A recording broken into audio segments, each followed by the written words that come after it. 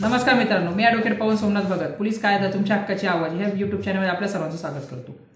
मित्रांनो, आज आपण बघणार आहोत 156(3) CRPC व 175(3) BNSS.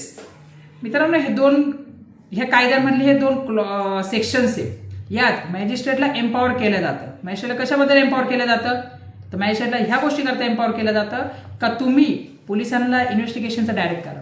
मित्रांनो, ज्यावेळेस पोलीस एखादा कॉग्निजेबल ऑफेन्सबद्दल तुमची FIR घेत नाही व तुम्ही त्यांच्या वरिष्ठांना कंप्लेंट करून सुद्धा तुमची FIR रजिस्टर होत नाही, तर तुम्ही 156(3) खाली CRPC जो जुना कायदा होता त्याच्या अंतर्गत किंवा नवीन कायद्याचे 175(3) ह्या दोन कायद्याच्या अंतर्गत मॅजिस्ट्रेटला 210 BNSS मध्ये पॉवर केल्या गेलेले का तुम्ही एखाद्या कॉग्निजेबल ऑफेन्सचा कंप्लेंट घेऊ शकता आणि त्याच्या पोलिसांना डायरेक्ट करू शकता का तुम्ही ना इन्व्हेस्टिगेशन करा. कन्फ्युज होतंय, मला पण माहिती कन्फ्युज होतंय. सध्याच्याला आपण इतका बघू का 156(3) CRPC आणि 175(3) BNSS हे दोघं एकाच आहे. फक्त याच्यामधनं तुम्ही पोलिसांनी जेव्हा इन्फॉर्मेशन एखाद्या कॉग्निजेबल ऑफेन्स म्हणजे असा जो शेड्यूल 1 मध्ये CRPC व BNSS मध्ये दिलेला आहे, याच्या अंतर्गत जर का पोलीस ऑफिसरने तुमची FIR नाही घेतली व तुम्ही त्यांच्या वरिष्ठांकडे गेले, त्यांना सांगितलं का साहेब FIR घेतली नाही, त्यांनी सुद्धा FIR नाही घेतली, तर तुम्ही स्वतः कोर्टात जाऊन तुम्हाला वकिलाची मदत घेणं गरजेचं आहे. कारण की ते तुम्हाला मुद्दे मांडावा लागणार आहे, तुमचा मजकूर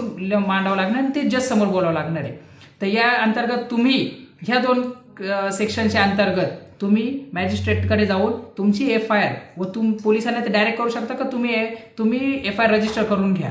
ह्या गोष्टीला ते सांगू शकता. आणि मित्रांनो, जर तुम्हाला 210 याच्या जो BNSS नवीन कायदा आहे याच्यात मॅजिस्ट्रेटला काय पॉवर्स आहे आणि मॅजिस्ट्रेट कशी FIR रजिस्टर करून घेतो हे जाणायचं असेल तर कमेंट बॉक्समध्ये नक्की सांगा. नेक्स्ट व्हिडिओ त्याच्याकरता नक्की बनवला जाईल. आणि असे इंटरेस्टिंग व्हिडिओज करता चॅनलला लाईक, शेअर आणि सबस्क्राईब करा.